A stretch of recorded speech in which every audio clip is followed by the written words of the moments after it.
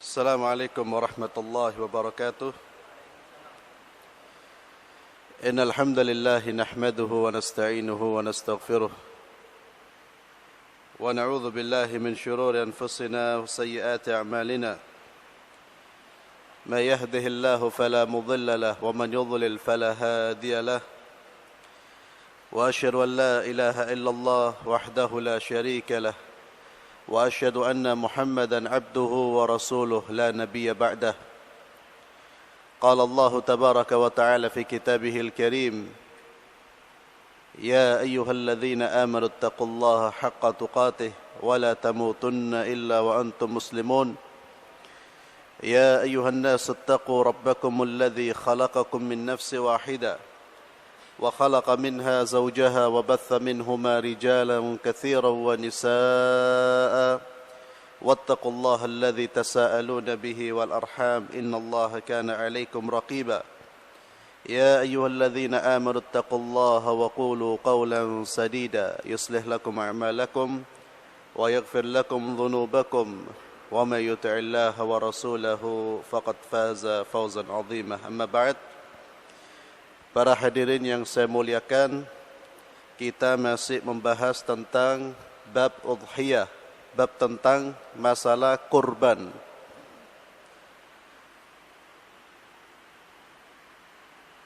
Pertemuan yang lalu saya terakhir membacakan hadis dari Anas bin Malik radhiyallahu tabaraka wa ta'ala an, di mana Rasulullah sallallahu alaihi wasallam berkorban dengan 2 domba jantan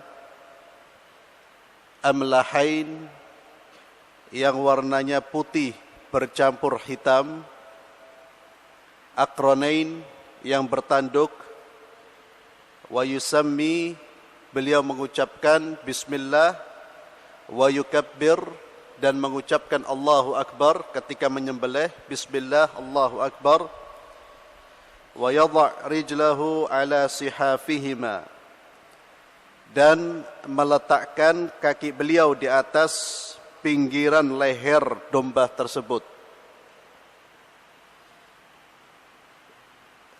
Di dalam hadis yang diriwayatkan oleh Aisyah radhiyallahu tabaraka wa ta'ala anha, di situ ada tambahan, Nabi mengucapkan bismillah, Allahumma taqabbal min Muhammad wa ali Muhammad wa min ummati Muhammad. Bismillah, kemudian Nabi berdoa, ya Allah, terimalah kurban ini dari Muhammad, dari keluarganya Muhammad, dan dari umatnya Muhammad sallallahu alaihi wa ala alihi wasallam. Itu hadis yang saya baca, dan beberapa pelajaran sudah saya sampaikan. Selanjutnya, di antara pelajaran yang disebutkan oleh Syekh Abdullah Al-Bassam dalam kitabnya Tawdhil Ahkam, dari 2 riwayat tadi, beliau berkata, fihi annahu yustahabbu ad-du'a biqabulil udhiyah wa ghairiha min a'mali ta'at. Dari hadis di atas, dari riwayat di atas, dianjurkan berdoa minta agar kurban kita diterima oleh Allah. Kita tahu bahwa doanya Nabi, Allahumma taqabbal, ya Allah, taqabbal, terimalah, min Muhammad, dari Muhammad, dari keluarganya Muhammad, dan dari umatnya Muhammad. Ini dalam ibadah kurban, begitu juga ibadah-ibadah yang lain. Kita perlu memohon kepada Allah Subhanahu wa ta'ala agar ibadah-ibadah kita diterima oleh Allah. Waqad amara Allah ta'ala bid-du'a wa wa'ada bil ijabah. Allah Subhanahu wa taala memerintahkan kita agar berdoa dan Allah berjanji akan mengijabahi, menjawab doa kita. Wa huwa la yukhliful mi'ad. Dan Allah Subhanahu wa taala tidak akan menyelisihi janjinya.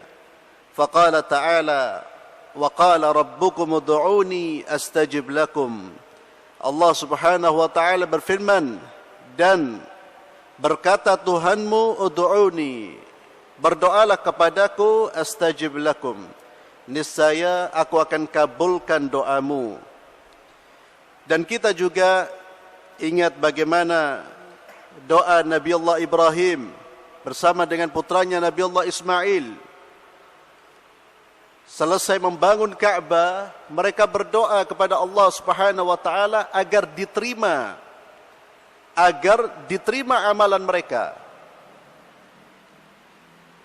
Subhanallah, Nabi Allah Ibrahim, Nabi Allah Ismail, mereka telah melaksanakan tugas yang sangat-sangat mulia, yaitu membangun Ka'bah. Setelah itu mereka berdoa kepada Allah, minta agar diterima. Apalagi ibadah-ibadah kita.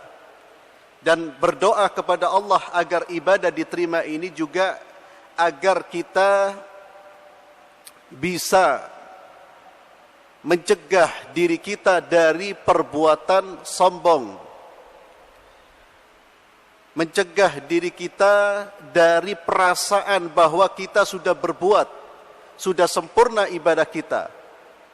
Dan memang kita yakin bahwa dalam pelaksanaan ibadah-ibadah yang kita lakukan, dengan kelemahan kita banyak sekali kekurangan-kekurangan. Kemudian ikhwani fillah azzalallahu wa iyyakum,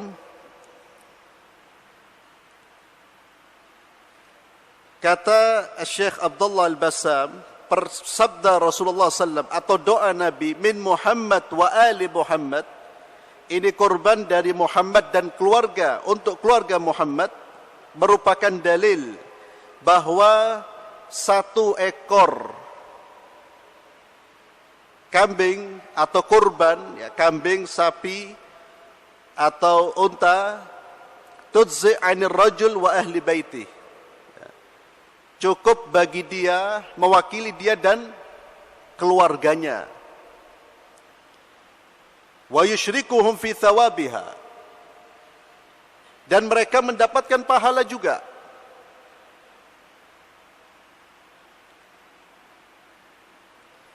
Sebagaimana diriwayatkan oleh Imam Malik dalam kitabnya Al-Muwatta dengan sanad yang sahih, dan juga dicatat oleh Al-Imam At-Tirmidzi dari Abu Ayyub, beliau berkata, kana ar-rajul ala ahdi Nabi sallallahu alaihi wasallam yudhahi bisyah anhu wa an ahli baitihi, bahwa seseorang di zaman Rasulullah sallallahu alaihi wasallam dia berkorban dengan seekor kambing untuk dirinya dan keluarganya. Fayakulun, mereka makan dari korban tersebut, wa yut'imun, dan mereka memberi makan orang lain. Kemudian di sini Syekh Abdullah Al-Bassam menukil perkataan Syekh Hamad bin Nasir, di mana beliau mengatakan, ikhtalafa al-ulama hal al-udhiyah 'anil mayyit afdal am as-sadaqatu bi thamaniha. Ada satu masalah tentang atau berkaitan dengan udhiyah untuk orang yang sudah meninggal. Untuk orang yang sudah meninggal, korban ini untuk orang yang sudah meninggal. Para ulama berbeda pendapat, apakah lebih baik berkorban dengan hewan atau bersedekah dengan uang seharga hewan. Bisa difahami? Apakah lebih baik berkorban dengan hewan, dengan berkorban dengan hewan, kambing, sapi atau unta, ataukah lebih baik bersedekah dengan uang seharga hewan kurban? Karena para ulama sepakat sedekah untuk orang yang sudah mati pahalanya sampai. Itu sepakat. Yang terjadi perbedaan pendapat di kalangan para ulama itu tentang ibadah yang lain seperti membaca Al-Quran. Ada perbedaan. Saya membaca Al-Quran, pahalanya saya kirim buat fulan. Itu ada perbedaan. Imam Ahmad mengatakan sampai, pahalanya sampai. Imam Syafi'i mengatakan tidak. Ini perbedaan yang memang sudah ada di kalangan Ahlus Sunnah wal Jamaah. Masing-masing punya dalil, silakan mengikuti pendapat yang ada. Karena masing-masing memiliki dalil. Kalau sedekah semuanya sepakat. Sedekah. Saya ingin berbakti kepada kedua orang tua saya bersedekah untuk mereka. Sepakat. Sebagaimana dalil yang jelas di mana ada seorang datang kepada Rasulullah SAW dan bertanya tentang masalah ini. Dia bersedekah untuk ibunya. Kemudian muncul, kalau saya ingin korban buat orang yang sudah mati, bagaimana? Kata para ulama, فَذَهَبَ الْحَنَابِلَ وَكَثِيرٌ مِنَ الْفُقَهَاءِ إِلَى أَنَّ ذَبْحَهَا أَفْضَلْ مِنَ الصَّدَقَةِ بِثَمَنِهَا. Kalangan Hanabila, ulama-ulama Hanabila dan banyak dari kalangan fuqaha, pakar-pakar fikih, imam-imam fikih, mereka berpendapat bahwa berkorban, menyembelih korban itu lebih afdal daripada bersedekah dengan nilai seharga korban tersebut. Dan ini yang dipilih oleh Ibnu Taimiyah rahimahullah. Sebagian berpendapat sedekah lebih afdal. Alasannya kenapa? Karena belum dikenal di zaman Nabi orang berkorban untuk yang sudah mati. Belum dikenal. Berkorban untuk yang sudah mati. Yang ada adalah sedekah. Jadi ada dua pendapat. Pendapat ini hanya berbicara tentang afdol tidak afdol. Bukan boleh tidak boleh. Yang afdol mana? Berkorban dengan hewan atau uang? Dalam konteks hari raya kurban. Ada yang mengatakan afdolnya dengan hewan, ada yang mengatakan tidak, afdolnya dengan uang. Tetap duit, sedekah biasa. Kenapa? Alasannya karena belum dikenal. Lianna tadhiyya 'anil mayyit lam yakun ma'rufan. Dan penulis buku ini mengatakan wal amru fi dzalik wasi' insyaallah. Perkara ini perkara yang masalah yang luas. Artinya apa? Boleh memilih ini, boleh memilih itu. Insyaallah dia mengatakan demikian. Dan inilah sikap yang benar ketika kita menghadapi perbedaan pendapat dalam persoalan fikih. Yang perbedaan ini sudah terjadi di kalangan Ahlus Sunnah wal Jamaah. Ketika masing-masing punya dalil, ini merupakan masalah yang tidak perlu diperdebatkan. Apalagi sampai dijadikan masalah yang menimbulkan konflik di tengah-tengah kita. Jadi ulama silakan, anda mau berkorban untuk yang sudah mati silakan. Ini ada pendapat-pendapat yang disampaikan oleh para imam-imam Ahlus Sunnah wal Jamaah. Kemudian dari Abu Hurairah radhiyallahu tabaraka wa taala anhu, beliau berkata, bersabda Rasulullah sallallahu alaihi wasallam, "Man kana lahu sa'ah wa lam yudhhi fala yaqrabanna musallana." Rawahu Ahmad wa Ibnu Majah wa sahhahu al-Hakim wa rajjah al-a'imma ghairuhu waqfah. Abu Hurairah berkata, Rasulullah sallallahu alaihi wasallam bersabda, "Man kana lahu sa'ah."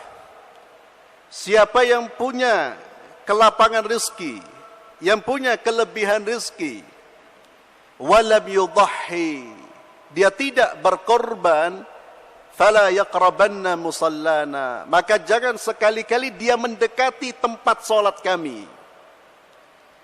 Musallana di sini adalah tempat salat untuk pelaksanaan hari raya Idul Adha. Yang enggak korban jangan ikut salat. Ini sebuah apa? Sebuah ancaman dan hukuman. Ini sebuah sanksi sosial. Jangan ikut bersama kaum muslimin. Kalau kamu punya uang tidak mau kurban. Maka dari hadis ini, dari riwayat ini, mayoritas ulama berpendapat hukum kurban itu sunnah muakkad. Sunnah yang ditekankan bagi yang mampu tentu. Bagi yang mampu. Sunnah yang ditekankan itu hampir mendekati yang wajib. Hampir mendekati wajib. Kalau Imam Abu Hanifah mengatakan wajib. Imam Abu Hanifah mengatakan wajib. Tapi mayoritas berpendapat tidak wajib. Karena sebagaimana dikatakan oleh Imam Ibn Hazm, beliau mengatakan la yasih an ahad minas sahabat anna wajiba. Tidak ada satupun pendapat dari kalangan sahabat yang mewajibkan. Bahkan Abu Bakar pernah beliau meninggalkan ibadah korban ini untuk apa? Agar tidak dianggap wajib. Tapi ditekankan. Jadi orang kalau sudah punya ada uang untuk berkorban, dia tidak mau berkorban. Dia khawatirkan nantinya dia akan meninggalkan hal-hal yang wajib. Dan itu satu perbuatan yang sangat-sangat tidak baik. Sampai Nabi mengatakan jangan dia ikut sholat bersama kita. Dan saya telah menyampaikan bahwa juga dari hadis yang pertama, kurbannya Nabi SAW itu adalah kurban yang terbaik. Kurban yang terbaik. Berkorbanlah dengan kurban yang terbaik, yang paling afdal, sesuai dengan kemampuan kita. Kita mampu membeli kambing seharga umpamanya 5 juta, ya beli 5 juta, jangan beli yang 1,5 juta. Ya. Dicari yang paling rohis, dicari yang paling murah, padahal bagi dia itu tidak ada guna, tidak ada nilainya. Ya. Na'udzubillah. Kalau sifat ini kita biarkan, itu justru akan menghancurkan kita. Karena kebakhilan itu adalah salah satu sifat yang akan menjauhkan orang dari surga Allah Subhanahu wa taala. Dan kebakhilan itu menunjukkan lemahnya iman. Lemahnya iman. Termasuk bakhil dalam soal apa? Dalam soal berkorban. Ada uang, beli. Cari korban sesuai dengan kemampuan kita. Allah pasti akan ganti. Dan berkorban ini merupakan amalan terbaik. Amalan terbaik pada tanggal 1 sampai tanggal 10 bulan Dzulhijjah. Tidak ada amalan yang lebih afdal dan lebih mulia daripada berkorban pada saat itu. Jadi korbanlah dengan korban yang terbaik. Yang terbaik. Kemudian di dalam hadis yang diriwayatkan oleh Imam Daruqutni dari Abdullah bin Abbas bahwa Nabi SAW bersabda, "Thalathun hiya alayya fara'id, walakum tatawwu'." Kata Nabi, ada tiga amalan, 3 ibadah yang itu bagiku wajib, bagi kalian sunnah. Ini dalil yang dipakai oleh para ulama bahwa berkorban itu tidak sampai pada hukum wajib. Apa kata Nabi? An-nahr, menyembelih hewan kurban.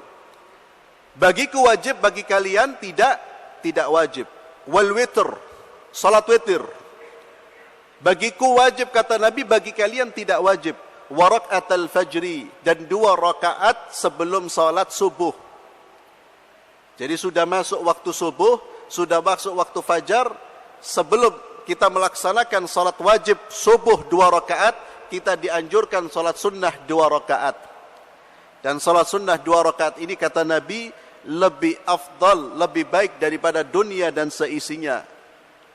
Eman kalau kita meninggalkan 2 rakaat sebelum kita salat fardhu subuh. Itu bagi Nabi sebuah kewajiban, bagi umatnya adalah hal yang disunnahkan. Kemudian dari Jundub bin Sufyan radhiyallahu anhu, beliau berkata, "Syahidul adha ma'a Rasulillah sallallahu alaihi wasallam falamma qada salatahu bin nas nadhara ila ghanamin qad dhubihat faqala man dhabaha qabla salah falyadhbah syatan makanaha wa man lam yakun dhabah falyadhbah ala ismillah. Muttafaqun alaih. Jundub bin Sufyan berkata, aku pernah ikut salat Idul Adha bersama Rasulullah sallallahu alaihi wasallam. Selesai salat, beliau melihat ada seekor kambing yang sudah disembelih. Maka Nabi bersabda, "Man dhabaha qabla shalah." Siapa yang menyembelih kambingnya sebelum salat, maka hendaknya dia ganti. Karena tidak sah. Dia ganti dengan kambing yang lain. Falyadhbah syatan makanaha. Wa man lam yakun yadhbah. Siapa yang belum menyembelih, falyadhbah ala ismillah, maka hendaklah dia menyembelih dengan membaca nama Allah Subhanahu wa taala. Hadis diriwayatkan oleh Imam Bukhari dan Muslim. Al-udhiyah ibadatun muaqqatah. Dari hadis ini diambil kesimpulan bahwa berkurban, menyembelih kurban itu merupakan ibadah muaqqat, ibadah yang waktunya sudah ditentukan. Tidak boleh dilakukan di luar waktu tersebut. La tasihhu bighairi waqtiha alladhi syuri'at fih. Tidak sah jika kurban itu dilaksanakan sebelum waktunya. Yadullul hadits ala anna al-ibtida' waqta dhabhil udhiyah ba'da salati Idul Adha walau qabla al-khutbah. Hadis ini menunjukkan bahwa mulainya waktu penyembelihan itu setelah salat, walaupun sebelum khutbah. Setelah salat, walaupun sebelum khutbah. Menyembelih sebelum selesainya salat itu tidak sah. Masih salat dia sudah menyembelih hewan kurban, itu tidak sah. Ini madhab yang dipakai oleh Al-Imam Ahmad rahimahullahu tabaraka wa ta'ala dan Imam Abu Hanifah. Jadi waktunya apa? Selesai salat, walaupun sebelum khutbah. Adapun Imam Syafi'i berpendapat dia dimulai yabtadi biwakti salatul id. Mulainya adalah waktu salatul id. Artinya kalau salat id masih dilaksanakan, dia sembelih, sah sembelihannya. Tapi kalau disembelih sebelum orang salat, tidak sah sembelihannya. Dan yang lebih aman adalah melaksanakannya tentu setelah salat. Itu lebih aman. Ya. Tidak ada keraguan lagi. Kalau masih berlaku, masih salat, itu masih ada perbedaan. Tapi selesai salat, selesai sudah. Kemudian patokannya, selesai salatnya siapa? Ini Nabi tidak menjelaskan, tidak ada keterangan yang eksplisit patokannya. Kan berkaitan selesai salat. Selesai salatnya siapa? Selesai salatnya imam atau selesai salatnya dia? Selesai salatnya pemimpin kaum muslimin atau selesai salatnya imamnya dia? Ini masih terjadi perbedaan. Ada para ulama mengatakan selesai salatnya dia. Jadi kalau dia sudah selesai salat, walaupun imam kaum muslimin belum selesai, ya tetap boleh menyembelih. Ya. Karena di zaman Nabi dan di zaman Khulafa Rasyidin itu imam kaum muslimin satu. Ya satu, pemimpinnya satu sudah, khalifah itu. Patokannya imam itu. Sekarang nggak ada sudah. Siapa mau jadikan imam? Maka kembali kepada individu masing-masing, selesai salatnya dia. Kalau dia tidak salat, ya nunggu salat yang terjadi di kawasan sekitar di mana dia tinggal. Tapi jangan sampai ikhwani fillah kita meninggalkan salat Id. Salat ini itu merupakan salat sunnah yang sangat ditekankan. Begitu pentingnya salat Id, baik Idul Fitri maupun Idul Adha, sampai Rasulullah SAW menyuruh wanita-wanita yang haid, wanita-wanita yang tidak boleh sholat disuruh datang. Apalagi orang yang gak ada halangan, hanya karena nongkrong di malam hari kemudian tertidur. Na'udzubillah. Kadang-kadang banyak orang yang meremehkan. Ada sebagian saudara kita yang meremehkan sholat Idul Fitri, Idul Adha, terutama Idul Adha. Alasannya apa? Ngantuk. Ngantuk kenapa? Begadang. Begadang kenapa? Ngobrol gak ada manfaatnya. Eman. Nabi saja menyuruh wanita-wanita yang haid, yang gak boleh sholat, disuruh datang. Datang bukan untuk sholat, untuk menyaksikan. Karena ini syiar. Syiar. Ini saat kita menunjukkan kekuatan umat Islam, persatuan umat Islam, sampai wanita disuruh keluar. Lah ini rejal kok tidur. Ya. Tak ada uzur, tak punya halangan datang bulan wala syai'. Hanya karena kaslan. Na'udzubillah. Ini keluar nanti kan sebentar insyaallah 10-20 hari lagi insyaallah kita melaksanakan Idul Adha. Tolong dibangunkan keluarganya. Pemuda-pemudi kita dibangunkan. Karena kadang-kadang yang gak sholat biasanya yang suka nongkrong-nongkrong itu. Eman ikhwani fillah, kita perintahkan keluarga kita semua untuk mendatangi al-musalla. Musalla itu tempat sholat hari raya. Kemudian batas akhirnya, kata Imam Syafi'i, annahu yamtad ila ghurubil yaumil thalith ashar. Sampai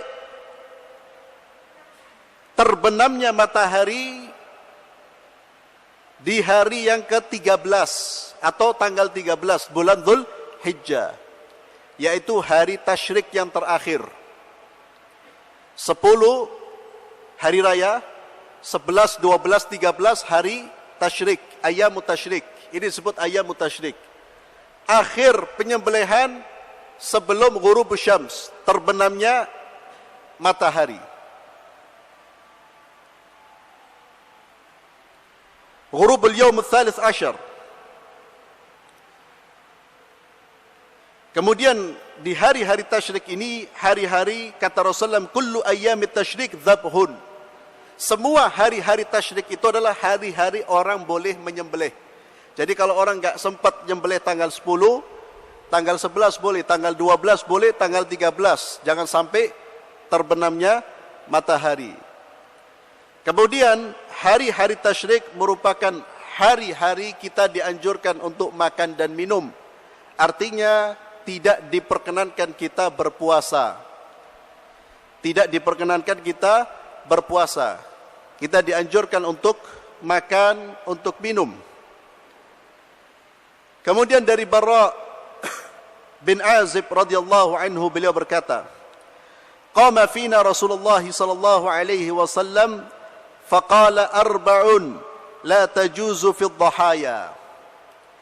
Ada 4 hewan yang tidak boleh dijadikan korban. Yang pertama, al-awra al-bayyin awaruha. Hewan yang buta sebelah matanya, yang kebutaannya itu sangat jelas sekali. Ya, buta sebelah matanya. Itu tidak boleh dijadikan hewan kurban. Kalau satu buta, maka kalau buta dua-duanya lebih tidak boleh lagi. Wal maridatu al-bayyin maraduha. Dan hewan yang memang terlihat sakit, jelas sekali sakitnya, tidak boleh dijadikan hewan kurban. Wal arja'ul bayyin dhala'uha. Hewan yang pincang, yang jelas sekali pincangnya, tidak boleh dijadikan hewan kurban. Apalagi yang terputus kakinya, pincang aja gak boleh, apalagi yang gak bisa jalan. Kemudian wal kabiratul lati la tunki. Kemudian hewan yang tua yang sudah tidak punya sumsum. Ini adalah hewan-hewan yang tidak boleh dikurbankan. Tidak boleh kita berkorban dengan hewan-hewan yang memiliki cacat-cacat yang disebutkan di dalam hadis ini. Ada cacat-cacat yang lain yang masih diperselisihkan oleh para ulama, disebutkan juga dalam hadis, yaitu yang telinganya terpotong tapi tidak sampai lepas. Terpotong, baik terpotong dari depan yang di dalam istilah hadis itu muqabala, mudabara, terpotong dari depan, dari belakang, atau yang kharqa, yang lobang. Itu adalah cacat-cacat.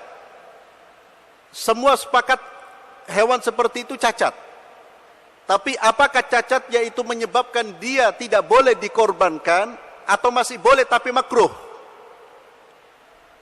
Ada para ulama mengatakan cacat tersebut makruh selama tidak cacat seperti yang disampaikan oleh Nabi, yang matanya tidak bisa melihat satu, kemudian yang pincang. Tapi tentu yang lebih afdal ya kita tinggalkan. Yang paling afdal adalah hewan yang sempurna, enggak ada cacatnya. Begitu pula ada hewan yang terpotong atau pecah tanduknya. Makruh apa? Haram. Sah apa tidak? Sah makruh atau tidak sah? Itu masih perdebatan. Tentu kita tinggalkan hewan-hewan seperti itu. Dalam fatwa Lajnah Daimah, komisi fatwa di Saudi Arabia, mereka menetapkan ada satu cacat yang tidak disebutkan dalam hadis, tapi tidak sah itu kalau ekornya terputus. Itu tidak sah dikurbankan. Kenapa? Karena ekor itu bagian anggota tubuh dan itu dimanfaatkan maksud, yakni dicari, dimanfaatkan. Kalau ekornya terputus tidak sah. Ya.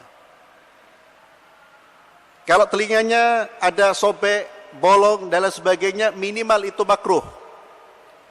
Minimal makruh. Ya tentu jangan cari hewan yang seperti itu. Ya. Kembali kepada hadis Rasulullah SAW, di mana Nabi berkorban dengan korban yang terbaik sesuai dengan kemampuan finansial kita.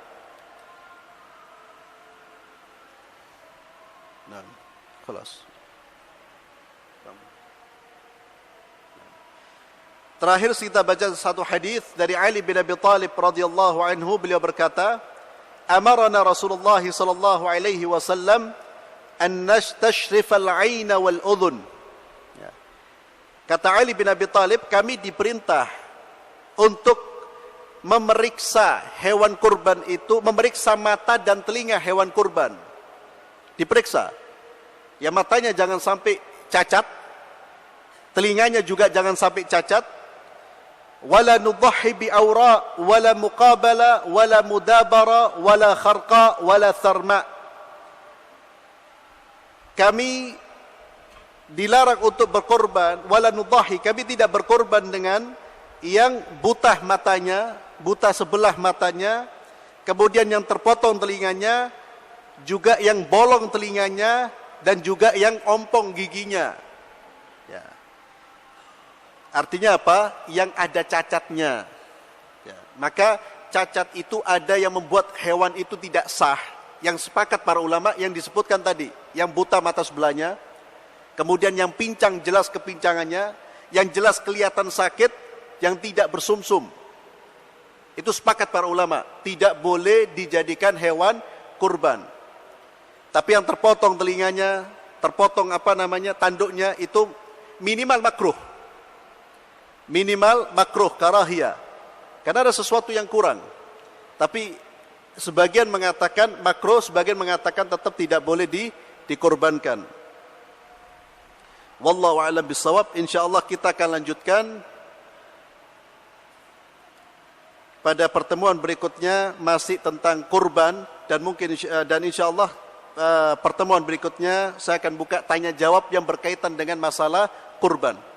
Wallahu a'lam bissawab. Kita tutup dengan doa kafaratul majlis. Subhanakallahumma wa bihamdik asyhadu an la ilaha illa anta astaghfiruka wa atubu ilaik. Wassalamualaikum warahmatullahi wabarakatuh.